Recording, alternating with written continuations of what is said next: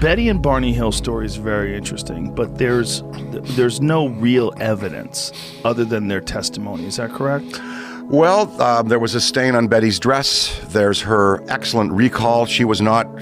What was the stain on her dress that's so interesting to me? It was a fluid that they used in the testing, that some kind of a fluid, the a chemical. alien testing? That they did when they drew ova from her and they drew sperm.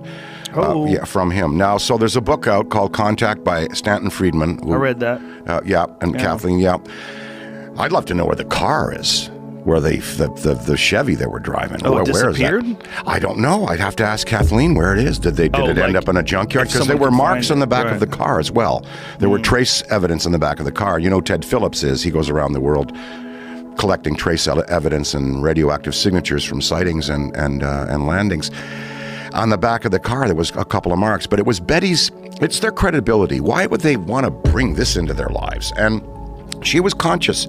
Semi-conscious through much of it, and Barney was not conscious. He was unconscious. If you hear the tapes of Ben Simon's interviews with them under hypnosis, the screaming and he was just so frightened. Yeah. And the Zeta Reticuli map, when the being Betty looked at the map and the being showed her a map as she was on her way out the door, and she said, "May I take this?" And the being was going to give it to her, but then another one zipped up and said, "No.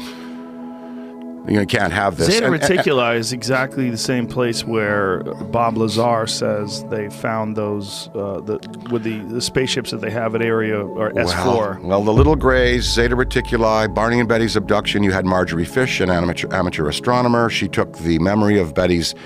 Betty drew up the star map, and she did a three-dimensional scale model of that part of the universe.